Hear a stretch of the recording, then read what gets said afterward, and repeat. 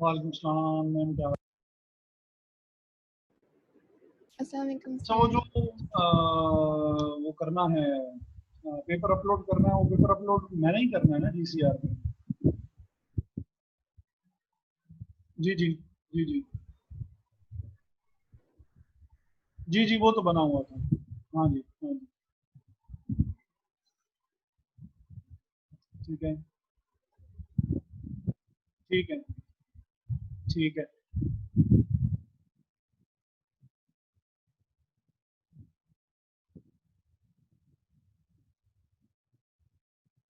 ठीक है। और पेपर वो वैसे तो शेड्यूल वगैरह वो मेरा ख्याल है मुझे ईमेल कर देंगे।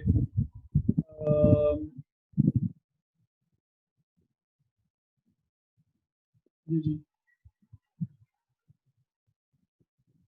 ठीक है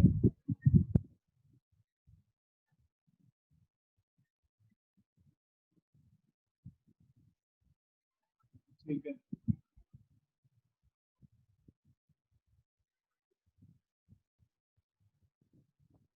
हाँ हाँ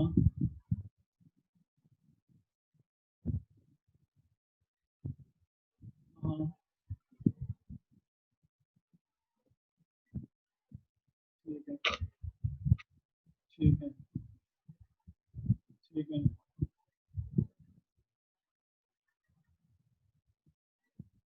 हाँ जी हाँ जी ठीक है ठीक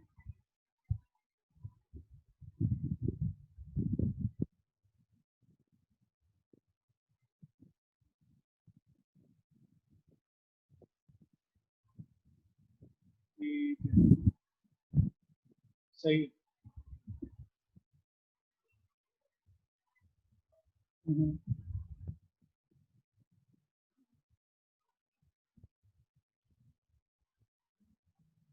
चलिए वो उन्होंने मेल की भी होगी, वो मैं उसमें देख लेता हूँ कि हाँ जी हाँ जी ठीक है ठीक है। कुछ और हुआ फिर मैं आपको कॉल कर लेता हूँ। फिलहाल तक तो और नहीं, बस मैंने ये पूछना ये था कि मैंने हुमायूं साहब को, ठीक है, हुमायूं साहब को मैंने कहा कि मैंने 3 पेपर्स बनाए थे तो मैंने भेज दिए।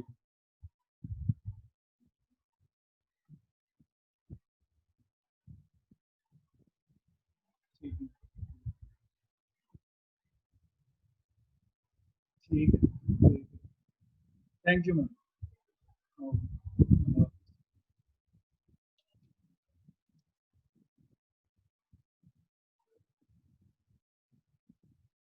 तो ये बाकी लोग क्यों नहीं आए अभी तक?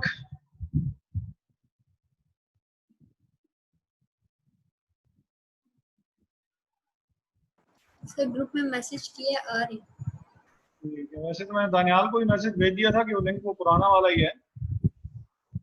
तो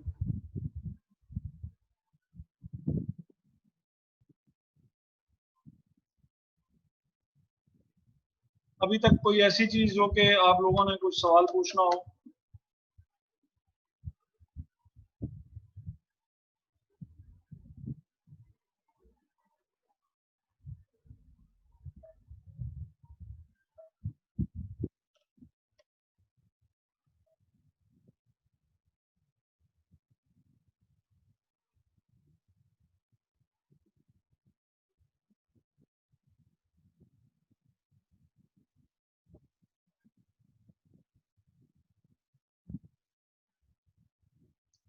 तो जब तक बाकी लोग फिर ज्वाइन करते हैं हमें,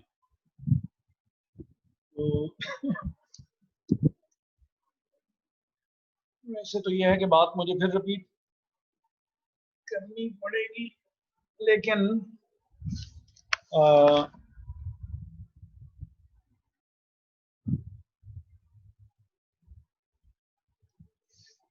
अच्छा, लेकिन उसमें जो चीज़ एक आप लोगों के साथ डिस्कस करनी थी वो ये थी कि पेपर मैंने बनाए हैं 2 या 3,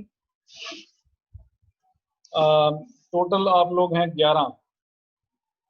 तो ये भी हो सकता है कि कुछ 1-2 लोगों का पेपर मिल रहा हो, ये भी हो सकता है कि लोगों के पेपर ना मिल रहे हों। ये भी हो सकता है कि आपको देखने में पेपर जो है वो सेम लग रहा हो, लेकिन पेपर सेम शायद ना हो। तो ये मैं फाइनल पेपर की बात कर रहा हूँ, मॉक की बात नहीं कर रहा हूँ। मॉक तो 1 घंटे का है ना? जी सर।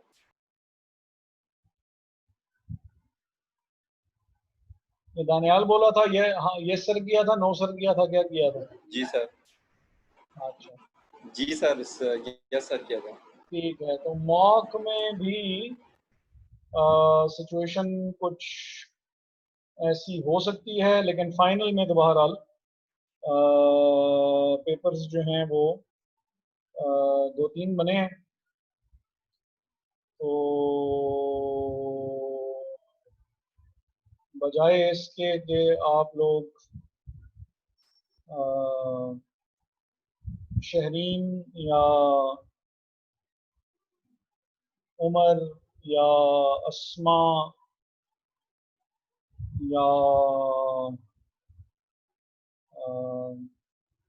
हमारा के ऊपर आप रिलाई कर रहे हो और आप ये कह रहे हो कि वो जो पेपर हमें बताएंगे उनके साथ मिलके हम कॉपी कर लेंगे, टाइम क्योंकि थोड़ा सा कम होगा, तो कोशिश कीजिएगा कि आप तैयारी अपनी खुद ही करें और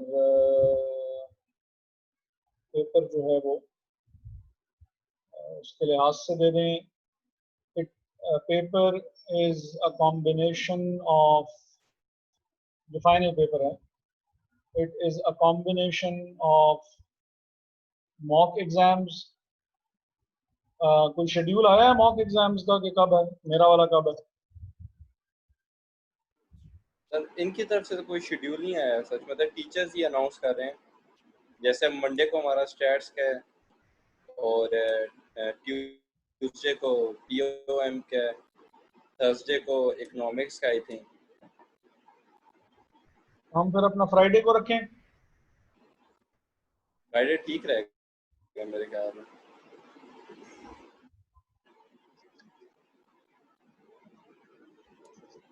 बाकियों से पूछ लें, फ्राइडे वैसे शायद ठीक ही है। चलें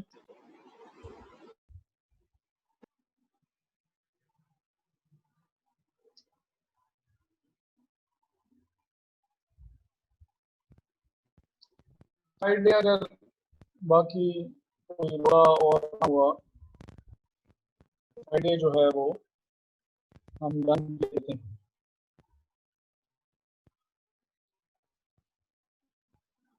सर आवाज नहीं आ रही आपकी। मैंने कहा फ्राइडे जो है वो डन मैं कर रहा हूँ। हाँ, और जो फाइनल पेपर होगा वो मैं कुछ बता रहा था, पता नहीं आप लोगों के साथ पहले डिस्कशन हुई है इस मामले में कि नहीं हुई है। It will be a combination of questions that we have attempted in our online classes plus questions जो कि हमें मॉक एग्जाम्स में दिए गए हैं, प्लस जो अनसीन क्वेश्चंस हैं जो कि टॉपिक तो हमने किया हुआ होगा, उससे रिलेटेड मिडिल क्वेश्चंस तो हमने किए हुए होंगे, लेकिन हमने एग्जैक्टली वो क्वेश्चन नहीं किया हुआ होगा। It will be a combination of all. तो मॉक टेस्ट अगर आप अच्छे तरीके से कर लेते हैं, मैंने आपसे कहा था कि आपसे मैं आपसे एक नहीं 2 मॉक एग्जाम्स जो हैं वो मैं आपसे कंडक्ट करूं, इफ़ दे अलाउ मी, तो ये काम जो है वो मैं करूंगा। 2 मॉक एग्जाम्स हो जाए हमारे, ताकि आपको बेहतर आइडिया हो जाए। उन 2 मॉक एग्जाम्स में से 2 या 3 क्वेश्चन जो हैं वो आपके फाइनल में होंगे। 2 या 3 ऐसे क्वेश्चन होंगे जो कि सीन होंगे, पहले हमने किए हुए होंगे, और 2 या 3 सवाल ऐसे होंगे जो कि टोटल जो है वो ऑल इन ऑल 6 क्वेश्चन हैं मेरा ख्याल आपके पेपर में। तो 1/3 मॉक बेस होगा, 1/3 वो क्वेश्चन होंगे जो अटेम्प्ट किए हुए हैं, 1/3 वो ऐसे क्वेश्चन होंगे जो अनसीन हो सकते हैं। तो टोटल 6 हुए ना? टोटल 6 क्वेश्चन थे। तो लेकिन ठीक वो है। थोड़ा सा ना ये परसेंटेज वगैरह आगे पीछे हो सकती है, तो ये मत कहिएगा कि सर आपने कहा था कि 2 होंगे तो आपने 3 इस तरह दे दिए। वो थोड़ा बहुत ऊपर नीचे हिसाब किताब हो सकता है, लेकिन मेरा जो जहन में रखते हुए जो मैंने पेपर बना के और मैं इनको भेज चुका हूँ, उसमें जो मुझे याद आ रहा है तो मैंने कुछ इस तरह का काम किया हुआ है। ठीक है। ठीक है सर। मेरा ख्याल है कि जितने लोगों ने आना था वो शायद आ चुके हैं। वैसे भी 18 मिनट हो गए हैं, तो आई थिंक हमें काम जो है स्टार्ट कर देना चाहिए। इन्वेंटरीज का टॉपिक आपने अपनी सजेशंस में भी लिख के भेजा हुआ था। इन्वेंटरीज में से लास्ट टाइम हमने क्या चीज पढ़ी थी लास्ट लेक्चर में? अगर इन्वेंटरी की फिगर मिसिंग हो, क्या चीज? आवाज कट रही थी। आवाज कट रही थी? अच्छा, वो बस कोई थोड़ा सा नेट का इशू होगा। मैंने कहा हाँ। लास्ट टाइम हमने इन्वेंटरीज के क्वेश्चंस कौन से किए थे? सर एक ही दानियाल? सवाल किया था अभी हमने।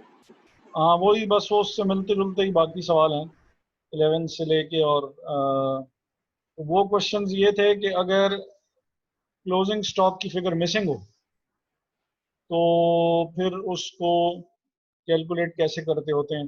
गूगल क्लासरूम पे मेरा ख्याल है कल रात को मैंने अपलोड कर दिए हैं वो लेक्चर भी जो और उसके अलावा भी अगर कोई क्वेश्चन ऐसा है जो आप समझते हैं कि उसके बारे में आपको वो चाहिए, गाइडेंस चाहिए, तो या तो अभी बता दें या फिर ये है कि बाद में बता दीजिएगा। तो उस पे भी प्लान है मेरा कि छोटे छोटे से जो लेक्चर्स हैं वो बना के क्वेश्चंस के ऊपर, थ्योरी के ऊपर नहीं, क्वेश्चंस के ऊपर के क्वेश्चन सॉल्व कैसे हुआ, तो वो भी मैं आप लोगों के साथ जो है वो शेयर करूँ। सर क्वेश्चन एक था, आपने क्विज में एक दिया था हमें, हाँ जी, हाँ जी, हाँ वो जी। जिसमें मिसिंग टेबल सा बना हुआ है और उसमें मिसिंग फिगर्स फाइंड करनी है, आ गया वो जी, अगर करा दें। आ गया जी यार। वो ये है कि अगर क्लोजिंग स्टॉक की फिगर ना बड़ी इंपॉर्टेंट फिगर हुआ करती है, उसमें ये क्वेश्चन था जी ऑनेस्ट और डिसऑनेस्ट रिपोर्टिंग का। इसमें होता यूं है कि अगर जो क्लोजिंग स्टॉक की फिगर जो है वो जानबूझ के या गलती से अगर उसको वो किया जाए, मैनिपुलेट किया जाए, चेंज किया जाए, उसकी वजह से आपके प्रॉफिट पे इफेक्ट आ सकता है, आपका प्रॉफिट चेंज हो सकता है अगर क्लोजिंग स्टॉक की फिगर जो है वो चेंज की जाए। तो होपफुली आपको अस्मा से हम पूछ ले रहे हैं कि अस्मा को क्या ये याद है कि जो क्लोजिंग स्टॉक है, क्लोजिंग स्टॉक, आवाज जरा थोड़ी सी वो अच्छा, आवाज मेरी आ रही है? सर ठीक। आपके बाद चली गई थी बीच में। हाँ, वो सर बीच आप वो जब आप समझाने लगते हैं तो आवाज आपकी कट जाती है दादी। अच्छा, मैं बीच में असल में इसीलिए रुका था कि मुझे यहाँ पे लिखा हुआ नजर आना शुरू हो गया था कि और इंटरनेट कनेक्शन इज अनस्टेबल। तो जब ये लिखा हुआ नजर आना शुरू कर दे तो फिर वो आवाज ब्रेक होना शुरू कर देती है, तो मैं फिर बीच बीच में बाज दफा इस वजह से खुद ही रुक जाता हूँ कि जैसे ही वो मैसेज गायब हो तो फिर मैं बात करना शुरू करूँ ताकि वो ना हो। तो हाँ जी, तो क्लोजिंग स्टॉक आसमा से मैं पूछ रहा था। आसमा है कि अस्मा है? अस्मा। अस्मा।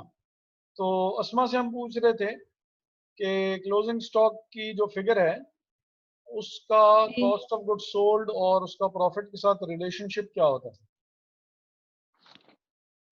सर, आपने हमें पिछले क्लास में बताया था कि ऑपोजिट रिलेशन होता है इनका। अच्छा, मैं ये भी बता चुका हूँ। चलें, गुड, अच्छी बात है। किस किस के साथ किसका रिलेशनशिप ऑपोजिट होता है? कॉस्ट ऑफ गुड सोल्ड का इसके साथ क्लोजिंग इन्वेंट्री के साथ। नहीं। हाँ ठीक है, हाँ, यस सर। सही है। और क्लोजिंग स्टॉक का प्रॉफिट के साथ रिलेशनशिप क्या होता है? वो हमारा डायरेक्ट होता है।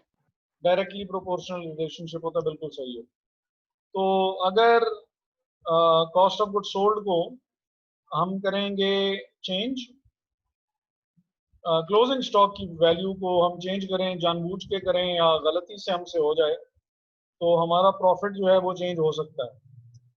तो कॉस्ट ऑफ गुड सोल्ड, यार एक तो ये बहुत बड़ा मसला है, इसमें कंट्रोल ही नहीं होता।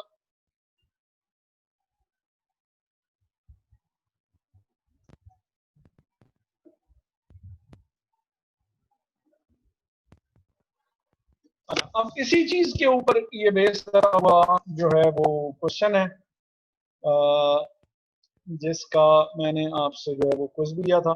A manufacturer can chisel on its income taxes by cheating on inventories, कि वो अपने जो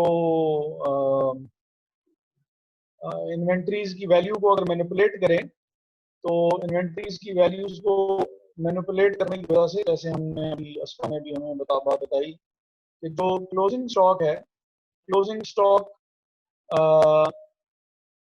की वजह से, क्योंकि प्रॉफिट के ऊपर जो है वो डायरेक्टली प्रोपोर्शनल रिलेशनशिप होती है, तो क्लोजिंग स्टॉक की वजह से प्रॉफिट्स बढ़ भी सकते हैं अगर क्लोजिंग स्टॉक की वैल्यू आप बढ़ाएंगे, और क्लोजिंग स्टॉक की वैल्यू को अगर आप कम करेंगे तो प्रॉफिट कम हो जाएगा। इसकी वजह से manufacturer can chisel means he can cheat on his income taxes by a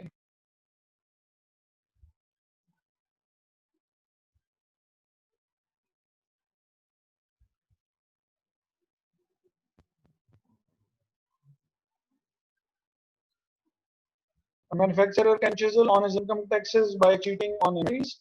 chisel भी cheating ही होती है, मेन मीनिंग दोनों का जो है वो सेम है। तो ऑब्वियसली अगर वो अपने क्लोजिंग स्टॉक की वैल्यू को चेंज करेगा तो उसकी वजह से प्रॉफिट उसका कम भी हो सकता है, जिसकी वजह से अगर प्रॉफिट ही कम होगा तो फिर ऑब्वियसली उसको टैक्स भी कम पे करना पड़ेगा। By hiding about 5 lakh out of a 2.5 million inventory, 25 lakh में से अगर वो 5 लाख हाइड कर दे, मीन्स कि वो 5 लाख से वैल्यू कम कर दे, तो उससे क्या होगा कि उसके इनकम टैक्सेस वगैरह हैं वो उसके कम हो जाएंगे। However, when it's time to borrow, businessmen want their profits and assets to look fat। Obviously जब आपने लोन लेना है तो आप अपने आप को बहुत अच्छी पोजीशन शो करेंगे, बहुत अच्छा शो करेंगे बैंक के सामने, ताकि बैंक मुझे आसान कंडीशंस पे बैंक मुझे लोन दे। They use different fiscal period for financial statements to their banks. तो जो वो अकाउंटिंग पीरियड है वो अब बैंक का जो वो है फिस्कल पीरियड या जो उसका अकाउंटिंग पीरियड है वो जुलाई टू जून चलता है। तो ये क्या कहेंगे कि ये अपना अकाउंटिंग पीरियड बैंक के अकाउंटिंग पीरियड से डिफरेंट रखेंगे। After writing down the inventory as of December 31st, साल का जब एंड होने लगा December 31st, उसने अपनी इन्वेंट्री को राइट डाउन कर दिया। अभी हमें पता है कि इट्स टेक्निकल टर्म, जो राइट डाउन ऑफ इन्वेंट्रीज होता है वो हमारा से पूछे कि राइट डाउन ऑफ इन्वेंट्रीज कब हुआ करता है।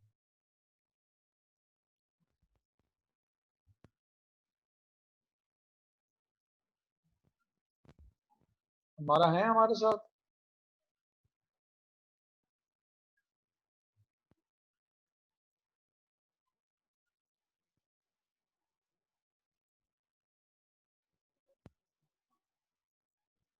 हमारा नहीं है?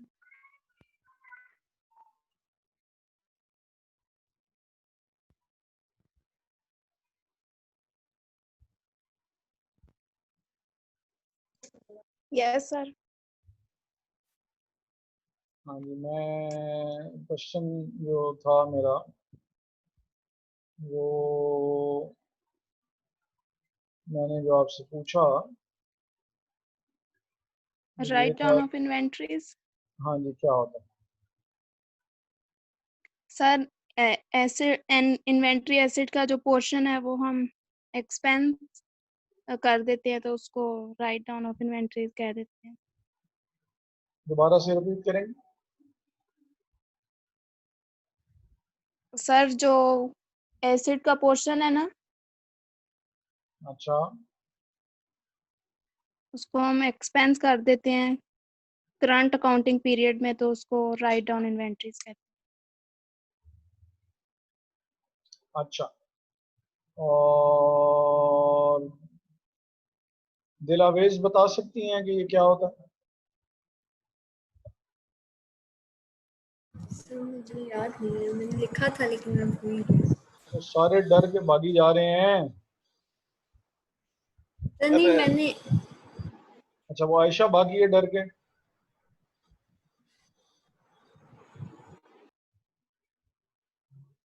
इन्वेंट्री राइट डाउन क्या होता है दानियाल? हैं। सर ये सर आपके एसेट्स और एक्सपेंसेस जो मतलब होते हैं।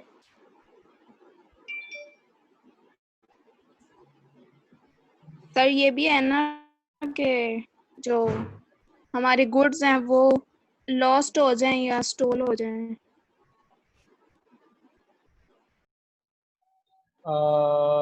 अस्मा, सर जब मार्केट वैल्यू बुक वैल्यू से कम हो जाती है। ये कौन बोला? दस्तावेज। अच्छा, गूगल ये कह रहा है।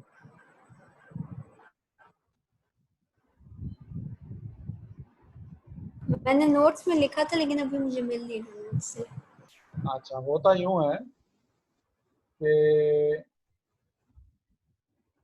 इन्वेंट्री जो होती है वो एक होती है उसकी कॉस्ट और एक होती है उसकी एनआरवी, जिसको नेट रियलाइजेबल वैल्यू हमने कहा था। और नेट रियलाइजेबल वैल्यू जो है वो आसान सादा अल्फाज में क्या है?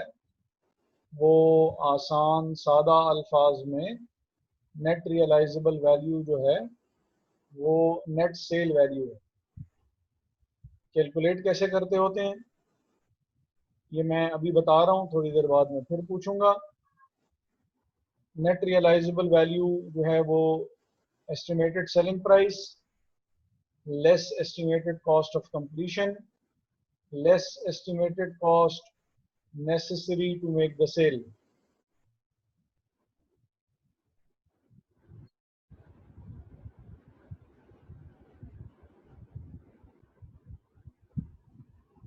ठीक है जी,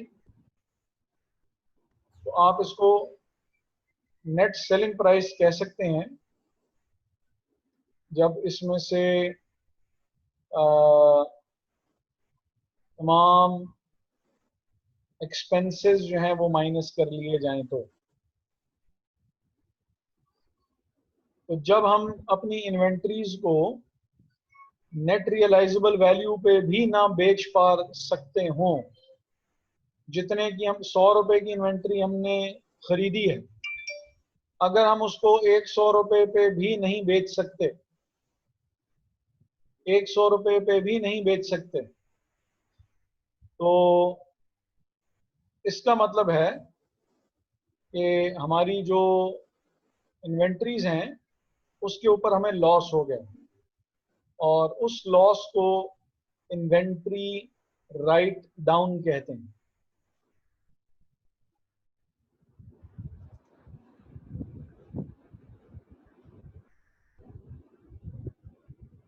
₹100 की मैंने खरीदी थी, 85 रुपीज की अगर मैं उसको बेच सकता हूं, अगर मैं उसको 85 का बेच सकता हूं, 100 रुपीज की मैंने खरीदी थी और अब वो सिर्फ 85 की बिक सकती है, तो जो 15 रुपीज का मुझे लॉस हुआ है उस लॉस को, अच्छा ये इसको यार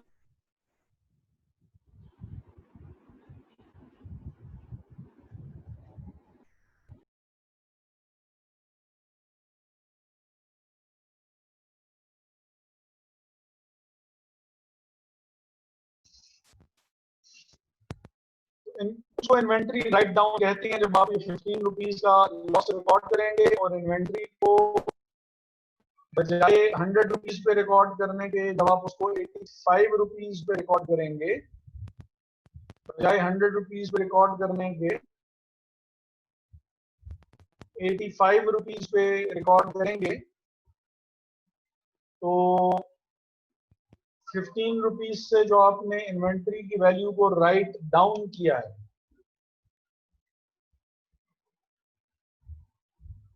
15 रुपीज से जो आपने इन्वेंट्री की वैल्यू को राइट डाउन किया है, ये लॉस है आपका।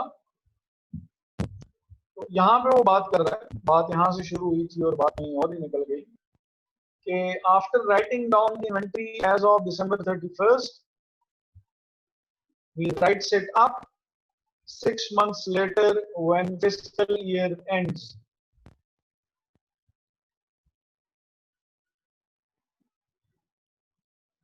आराम से बहाना बनाया कि अब ये वैल्यू, अब ये इन्वेंट्री बिक नहीं सकती है और इसकी एनआरबी इसकी कॉस्ट से कम है, तो लॉस रिकॉर्ड कर लिया, इन्वेंट्री की वैल्यू कम कर दी क्लोजिंग इन्वेंट्री की, ताकि प्रॉफिट कम हो जाए और टैक्स कम पे करना पड़े, और बाद में उसकी वैल्यू बढ़ा दी। Writes it up 6 months later when the fiscal year ends, जब वो बैंक की उसकी एंड की बारी आई, तो आपने अपने एसेट्स को दोबारा बढ़ा के, क्लोजिंग स्टॉक क्योंकि एसेट होता है, वैल्यू आपने दोबारा बढ़ा दी ताकि आपकी पोजीशन बैंक की नजर में बहुत अच्छी हो जाए। In this way he underpays the tax authorities and impresses the banker. दोनों को बेवकूफ बना लेता है, टैक्स अथॉरिटीज को भी और बैंकर को भी। अब ओपनिंग इन्वेंट्री जो उन्होंने दी है, ओपनिंग इन्वेंट्री जो दी है ऑनेस्ट रिपोर्टिंग में, वो 30 लाख है, परचेजेस 10 मिलियन है, opening inventory 3 million, purchases 10 million, 1 crore, closing inventory 2.5 million. तो 30 मिलियन से में से 2.5 मिलियन माइनस किए जाएंगे, कॉस्ट ऑफ गुड्स सोल्ड जो है वो 10.5 मिलियन आ जाएगा। 10.5 मिलियन जो है उसके ऊपर टैक्स लगता है, उसके ऊपर टैक्स लगता है 40%। ये इन्होंने जो रेट हमें दिया हुआ है वो हम लगाएंगे उसके ऊपर। तो 10.5 मिलियन के ऊपर जब आपने 40% टैक्स लगाया तो ये 42 लाख रुपीस बन गए।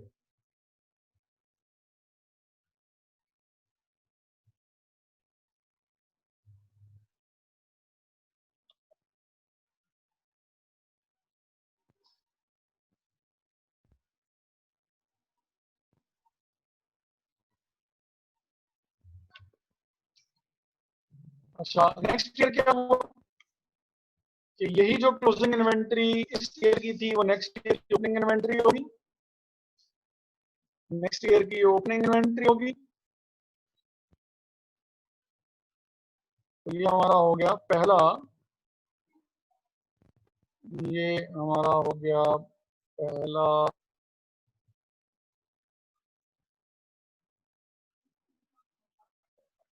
पहला क्वेश्चन मार्क। एक साल की क्लोजिंग इन्वेंट्री है, दूसरे साल की ओपनिंग इन्वेंट्री होगी, और दूसरे साल की क्लोजिंग इन्वेंट्री जो है वो 25 लाख की है। इसका मतलब है कॉस्ट ऑफ गुड्स सोल्ड जो होगी वो 10 मिलियन ही रहेगी। जो 12.5 मिलियन में से 2.5 मिलियन माइनस कर लेंगे तो 10 मिलियन ही हमारे पास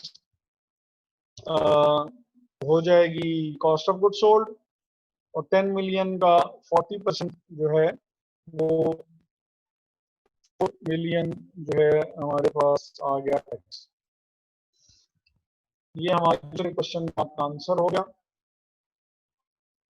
और टोटल टैक्स जो उसने 2 साल में कंबाइंड पे किया है 82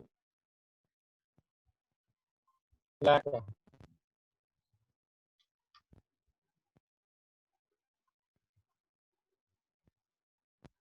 अच्छा जी, अब अगर डिसऑनेस्ट रिपोर्टिंग हो तो क्या हो?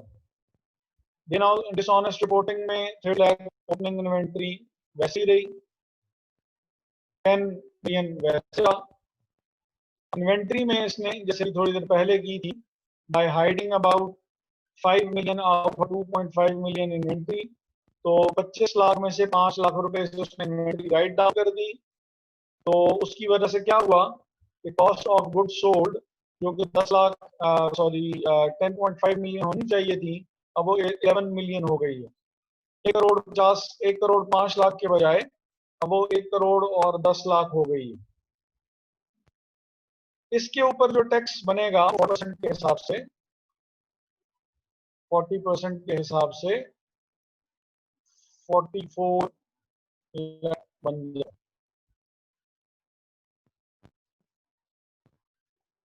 सर वो ऐसा क्यों करेगा, उसे टैक्स ज्यादा देना पड़ रहा है डिसऑनेस्ट में। अगर आप ये देखें तो ये टैक्स सेविंग्स हैं, ये टैक्स की अमाउंट नहीं है। तो यहाँ पे उसको 42 उसकी लाख अगर की सेविंग हो रही थी, तो यहाँ पे उसको 44 लाख की सेविंग हो रही है, टैक्स में सेविंग हो रही है। ठीक है सर। ठीक है, तो यहाँ पे वो उसको 2 लाख रुपए बेसिकली बच रहे हैं। जी। तो ये हो गया हमारा तीसरा क्वेश्चन मार्क। जो इस साल का क्लोजिंग स्टॉक है वही नेक्स्ट ईयर का ओपनिंग स्टॉक होगा।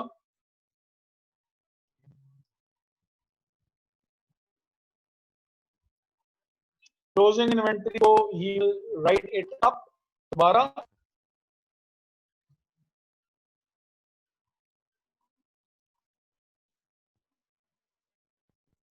और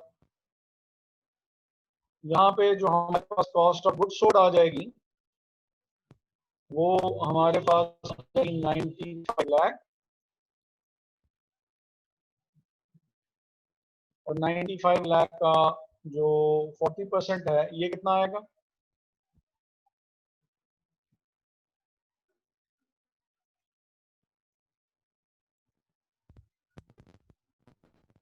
₹38 लाख।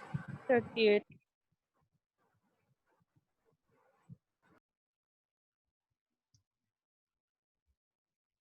ये हमारा हो गया एक और क्वेश्चन मार्क, ये हमारा हो गया एक और क्वेश्चन मार्क, और ये क्वेश्चन मार्क जो है, अच्छा ओवरऑल टैक्स ये कितना पे कर रहा है? 44 और 38 82 लाख ही पे कर रहा है। जी। तो क्या फर्क हुआ फिर दोनों में? ओवरऑल टैक्स तो उतना ही पे हो रहा है।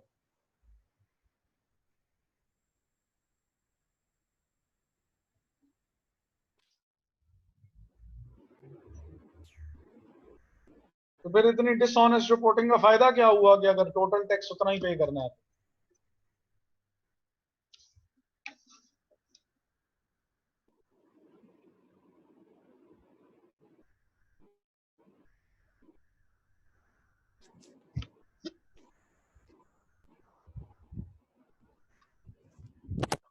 दानियाल की कॉल ड्रॉप हो गई है।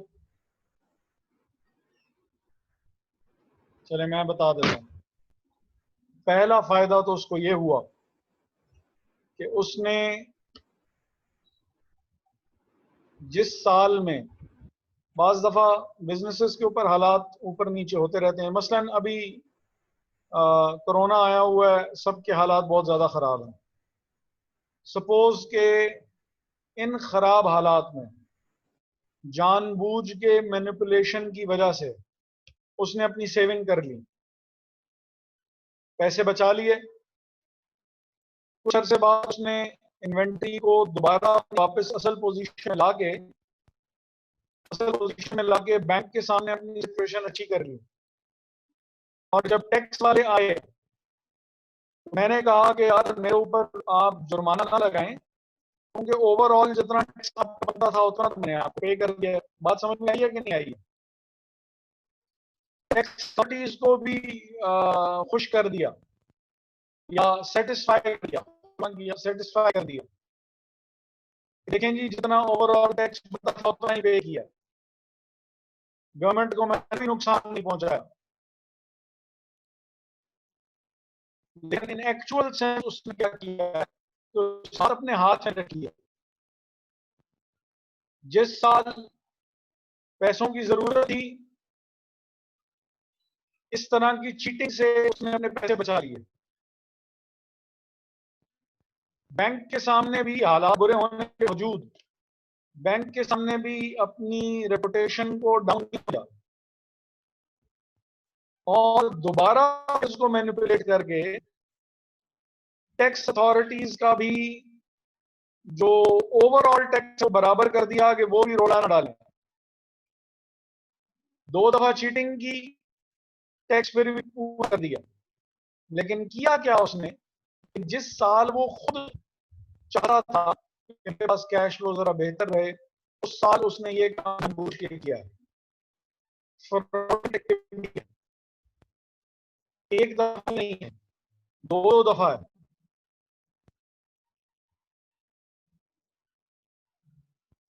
बात समझ में आई कि नहीं आई?